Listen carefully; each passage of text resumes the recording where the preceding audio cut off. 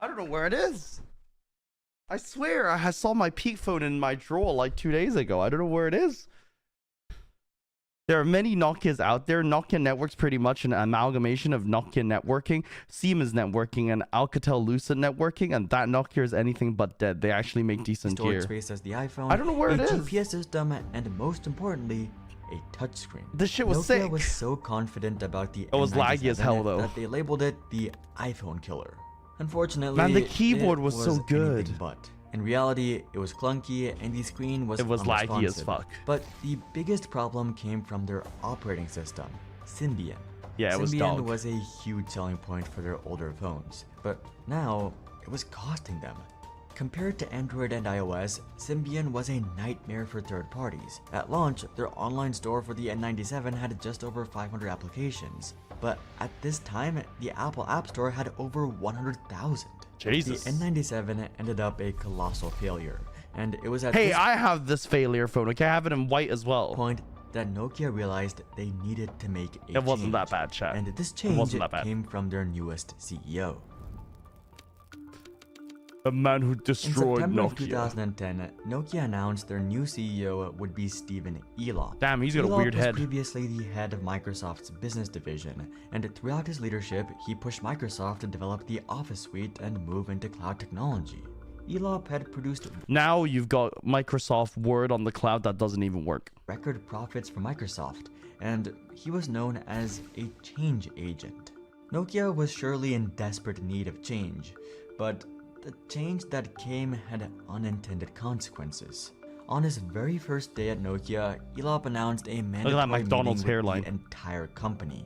A historic day which is detailed thoroughly in the book Operation Elop, a book by past Nokia employees. The cafeteria was closed the whole day, and What? the stage was built especially for the event on the west side of the lobby.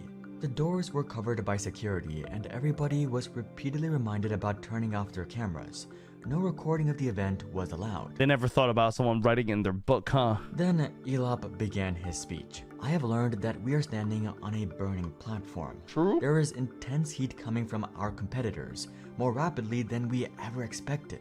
Apple disrupted the market by redefining the smartphone and attracting developers to a closed but very powerful ecosystem. At the mid-range, we have Symbian. It has proven to be non-competitive in leading markets like North America. Fair Additionally, assessment. Symbian is proving to be an increasingly difficult environment, leading to slowness in product development. The battle of devices has now become a war of ecosystems, where ecosystems include not only the hardware and software of the device, but developers, applications, e-commerce, advertising, search, and many other things. Nokia, our platform is burning. We are working on a path forward. Very a path to inspirational on rebuild day our one of your market job leadership. to tell everyone I everything's believe gone that to shit. together we can face the challenges ahead of us. Together we can choose to define our future. But unfortunately, this speech caused plenty of problems. It attacked Nokia's products and value proposition and exaggerated Nokia's challenges from problem to crisis. And despite all the security, the speech was indeed leaked to the public, which damaged Nokia's brand, decreased their sales, and dropped the confidence of shareholders. RIP. But Elop wasn't concerned. Why? Because he wanted Nokia in crisis mode, so he could implement his changes in the board meeting a few days later. Symbian obviously needed to go, but the question was, I never knew the what OS was would called replace Symbian. it? This would be the most important decision of Nokia's future. They Android. could adopt the widely used and supported Android, the Android. biggest competitor to Apple's iOS, which was dominating the market. But Elop had his eyes set on something else, which would change Nokia forever. Elop set out to use Microsoft's OS and create the Yeah, you're fucked. Yeah, Microsoft OS is it was short-lived. I don't know if it still exists on some Microsoft phones, but that shit was that shit was not it. Windows Phone. After the burning platform speech, there was no time to reopen the negotiations with Google, so switching to Windows Phone was the only choice the board could make. And Elop, with his deep relationship with Microsoft, established a partnership in no time. It could Nokia be would provide successful, the though. hardware, R&D, and marketing, and use the Windows OS exclusively. In February of 2011, Elop announced Nokia's new strategy to the I world. remember this phone. Symbian would be phased out in favor of the new Windows OS. From Nokia's perspective, this would be the third ecosystem in the smartphone market, and a way for Nokia to stand out. Nokia received billions from Microsoft to develop the new generation of Windows phones and for marketing. The two companies were setting out to challenge the status quo. And if who can do it, disrupt the Microsoft can do industry, it. And the stakes were sky high. Nokia was now losing lots of money with a Q2 loss of 368 million euros Oof. compared to a 227 million euro profit in the Q2 of the previous year. Then Nokia unveiled the product of this partnership, the Lumia Lumias. 800 and Lumia 710, their new generation of smartphones with the Windows 8 OS. This is when things went from bad to worse. Nokia's Windows phones were doomed from the start. The interface was unique, but too unique. Users had to essentially relearn how to use a smartphone, and many Lag. found it unnatural and unintuitive. You could see that a desktop-first company designed the software. Yeah. Not only that, Windows placed heavy restrictions on Nokia. The Windows OS required both phones to use a single-core processor, while What? competitors were operating on dual or quad cores, meaning Nokia was leagues behind in speed and power. Single They also core? had small storage and, bafflingly, no front-facing camera. But most of all, there was a serious lack of apps. Windows 8 had a bad interface and was unappealing to most developers. And since these phones were launched late, many users were already on Team Android or Team iOS. The Windows Phone had a terrible ecosystem, which is strange given that this was the entire focus of Elop's famous speech. But put it another way, right? If Nokia just released a phone back then to rival Samsung and whoever else were making phones, do you really think Nokia could make hardware better? I mean, they maybe could, but if Nokia could make hardware better than Samsung to make it actually stand out, that could have been a way they survived. And as time went on, it wasn't Like clear an where indestructible Elop's phone, loyalty maybe? was. Despite being the CEO, it seemed like he was still deeply tied to Microsoft. Yeah, he's a rat. Elop was insistent on sticking to Windows, even though it was clear it was a poor choice. If they had started off with Android for their phones, they might have survived. But unfortunately, they tried something even riskier, a risk that turned into a colossal failure. Many board members felt that Elop was making decisions too independently and not keeping the board informed. They don't need to. They know It was nothing. also revealed that the final decision for the Nokia-Microsoft partnership was made the night before the world reveal. During their entire lifespan, between November 2011 and April 23, 2014, 52 million Lumia smartphones running the Windows Phone operating system were sold. It Okay, might sound like a solid lot, amount. actually, but for comparison, it took Samsung just 2 months to match this number. The Nokia-Microsoft partnership was a colossal failure. yeah, the Nokia handshake. All of this drew attention back to Stephen Elop. Suspicion of his loyalty and competence was at its peak. So, what did he do? In 2014, Elop jumped ship back to Microsoft. Oh, you But fucking if rat. that wasn't bad enough, he took most of Nokia with him. Microsoft acquired Nokia's Devices and Services division for $7.2 billion.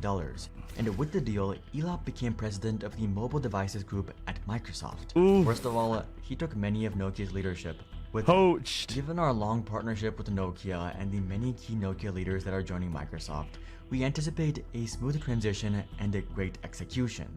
A cheery statement, but the exact opposite is what actually happened. Before Elop joined Nokia, they had 33% market share in the smartphone market itself. But when he left, they had less than 3%.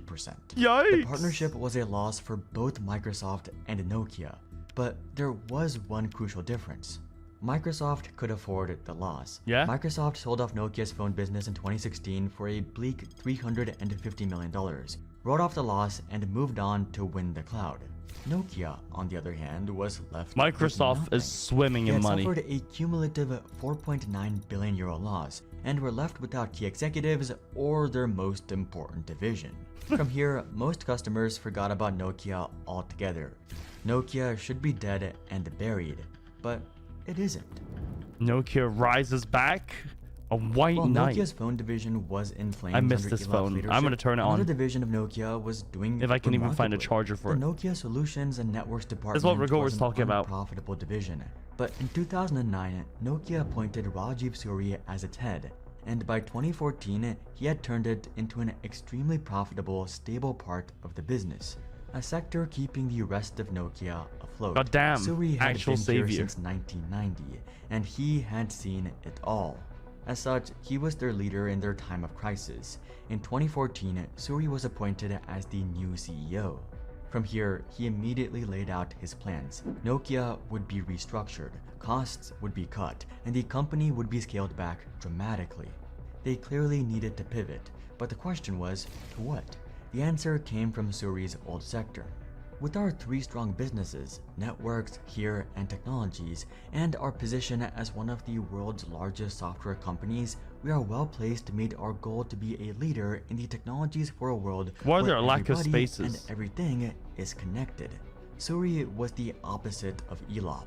His strategies weren't flashy or risky, and some might even consider them to be boring. He's going with what But the business they were does all best, right? focused on one thing, stability, and we can see that clearly in his first action. Confidence in Nokia was at an all-time low, and they needed to rebuild trust with shareholders. With the money from the Microsoft deal, Nokia enacted a massive share buyback. Shareholders received dividends, the amount of Nokia shares decreased, and most importantly, the value of existing shares increased. Pretty So normal. we knew that Nokia needed to be in perfect financial condition after the Microsoft disaster. The shareholders had to be confident in the company so he could begin enacting the rest of his plan. And with that, Nokia began investing in their new strategy. In 2015, they acquired Alcatel-Lucent This is what for Rigor said. $16.6 billion.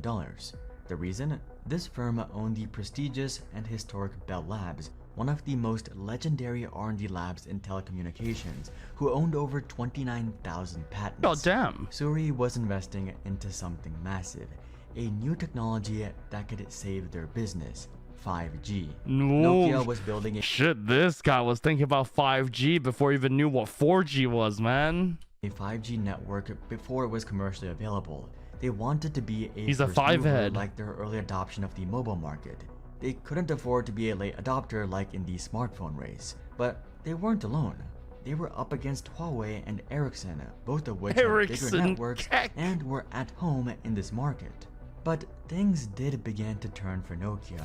In 2018, after several years of investment and research, Nokia revealed their biggest Sony breakthrough Ericsson? yet, ReefShark. Computer chips specifically designed for 5G. It wasn't their first, but ReefShark was a massive leap forward. Their bandwidth could reach 84 gigabits per second, 3 times their previous 5G I didn't know chips. even this existed. ReefShark was also 50% smaller and reduced power consumption by up to 64%, making it much cheaper to run. Suri was pivoting from consumers to other businesses, Yeah, from fully B2C business stuff. to B2B. Just after this announcement, Nokia also announced a partnership with NTT Docomo, Japan's largest telecommunications company, and this was Software just as a the service. beginning.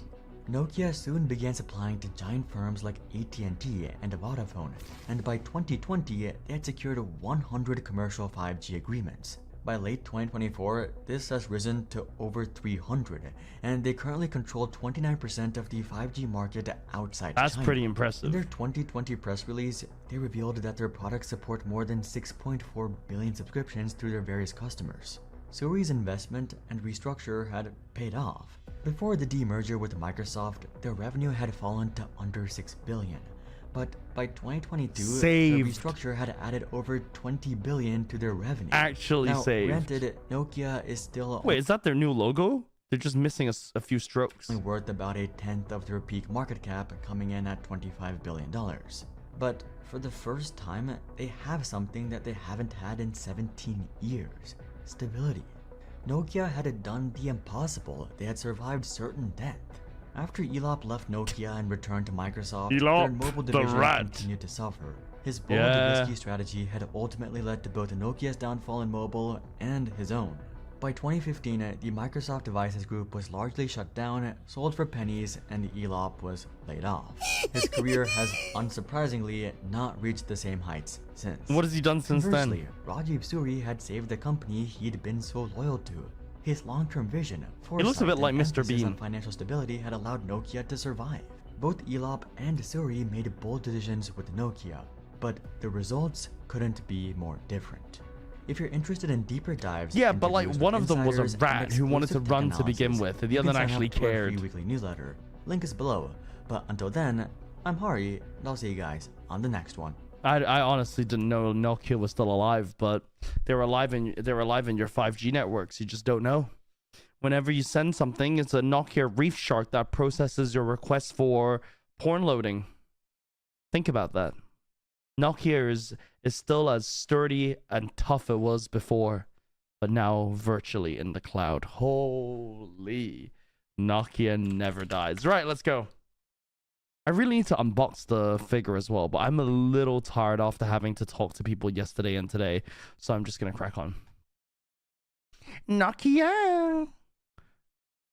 I wonder if you can actually put like my current SIM card into...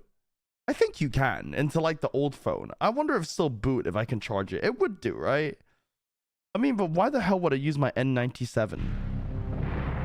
I mean, I really like the keyboard on it, but other than that, it was a laggy piece of shit. Right. Where are we at, chat? I think we got a new key. We got the final key. So let's do the key first. Dojo. And then we leave. Those are supposed to only be held by the chosen one. Do you wish to undergo the trials? All right, then may your soul blah blah blah. Fare thee well. This is the final trial. And let's see if this was worth it. All these torturous maps. There's got to be a reason. We've already gotten the sword Vandal Heart, so what else can they give you?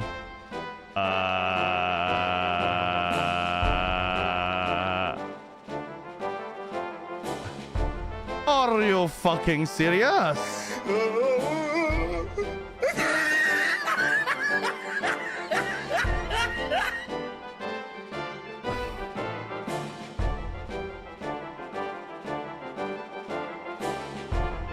Really?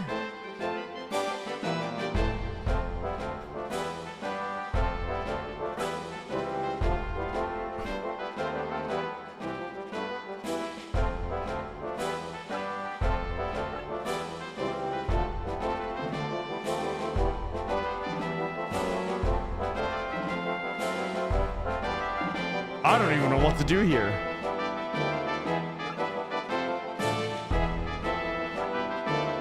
We'll just shuffle people up.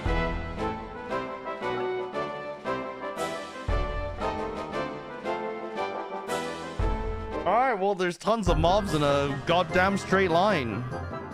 I don't think they're ranged, they're all melee. Dumbass. Oh no, there are archers in the back. I need to rush them. If I even can.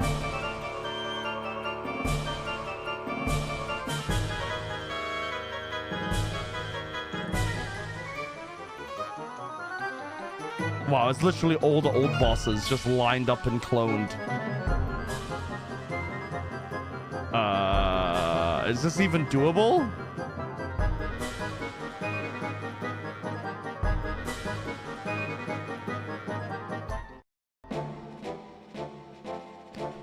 So first, these are sword units, so they're weak against flying units. Let's see how weak they are. Very weak.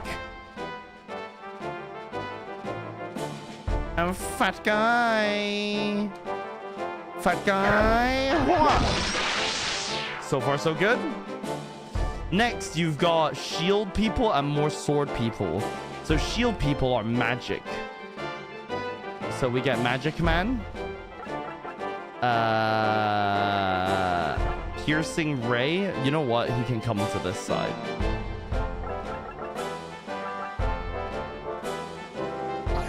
If we can kill one, maybe we can throw another airman at one of the guys in the back. That's not that strong. Okay.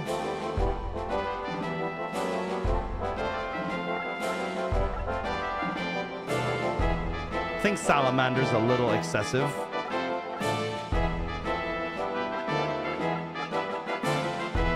Roman fire.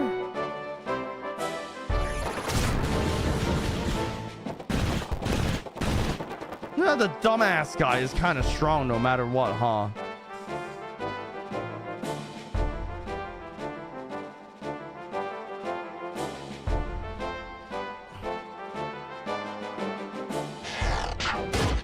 Okay.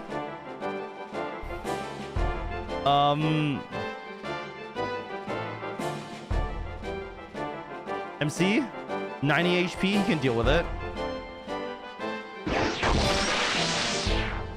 Good. And then this guy's a little far. Yeah, I can't send him up here. Next turn I can. Who else is left?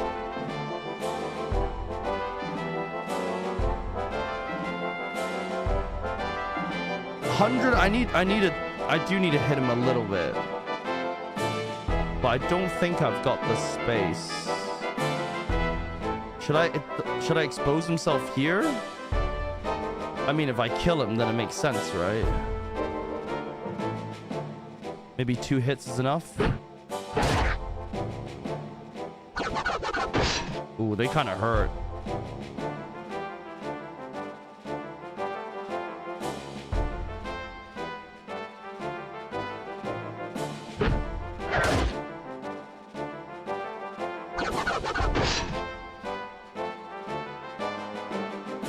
Maybe that was a bit too ambitious. Oh shit, I'm out of range for healing. Oh no, I'm not. It's fine.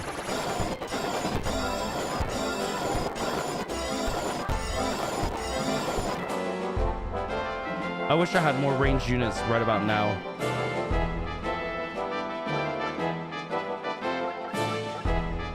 Shield is all out of range. Oh well. Oh, he's gonna self-heal. True. That's what he used to do, right? Oh no. That's not that bad.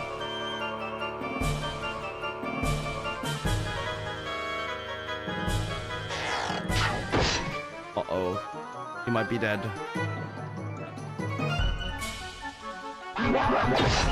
No, he's fine. Oh, big damage. And the other guy? Oh, he hits Grog. Oh, Grog, you're hot. Big Grog damage.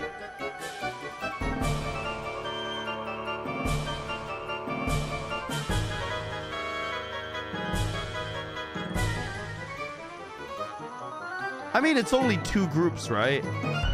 Well, more like 3 groups.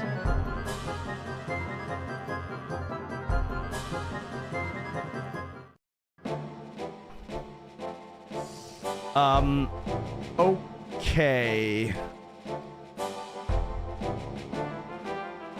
So this is guaranteed. Let me try and use someone in the back so we maximize mobility. The problem is I don't have a tile for this, so someone like MC will have to run past. But either way, this guy has to die, so we free up the line. Right? And now we can push.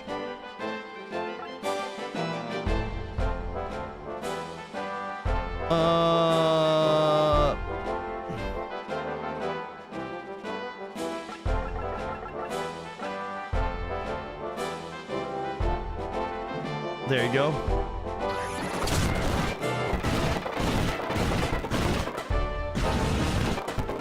Okay, good.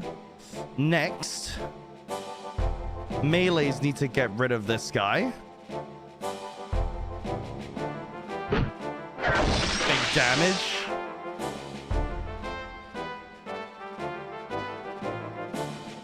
I need to try and move this guy forward.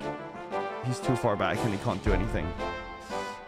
This is decent because he can do a piercing ray right here and hits all 4. Okay, we got rid of one dumbass. Now this dumbass needs to die, right? Sorry, Dumas. Because he's blocking the archer.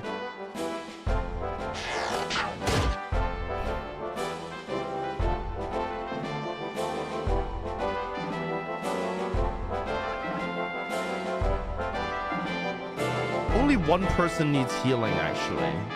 So let's move him. Do I want anyone to trade with Dumas? Do I have any more ranged units? I wish I had another archer right now. I guess the only one who can really trade with this is MC. And win. Nice. That means if I come here, give him a cute little healing wave.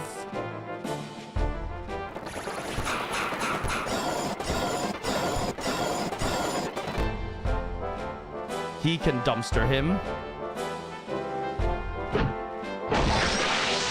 Nice. And then we surround Dumas. Let's see how strong Helicopter Gang is against him.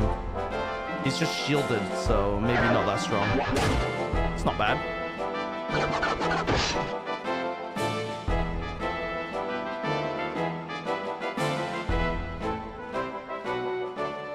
Another helicopter. Oh, he can't make it. So,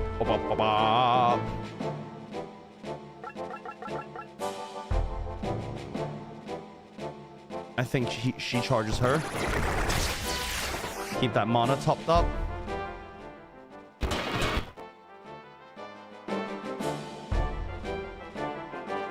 Oh, oh no, I healed with him, right? Oh, that's his next turn anyway. He's really slow.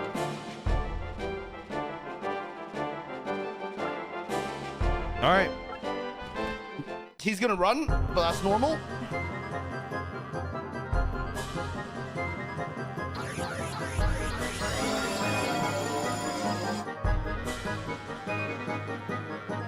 No, they coming.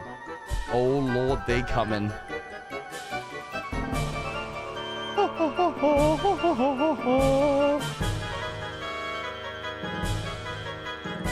The good news is that those claw guys are really fast, so they're gonna get here before the other guys do.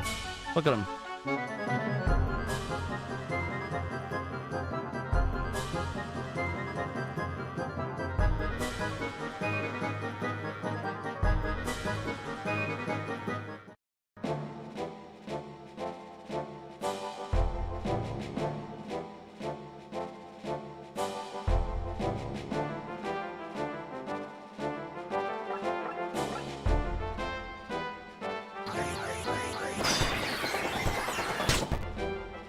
Free damage, right?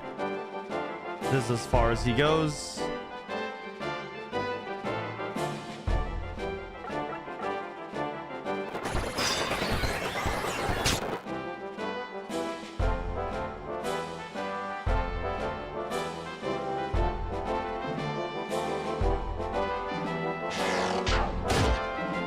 Nice.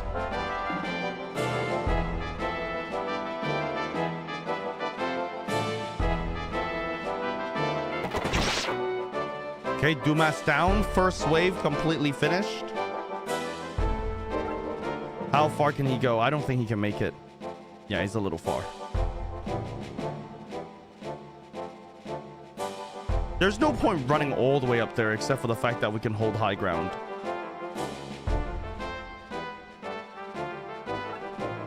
I guess. Keep mana high.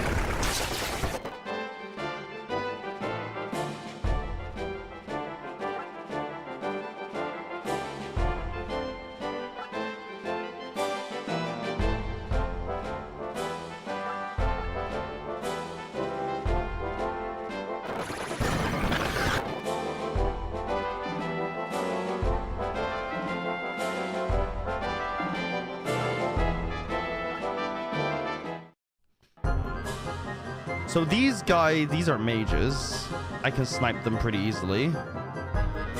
As long as we have the high ground and we can shoot down on them. These are punches. What are they weak to? Monks? I think it's just physical, isn't it?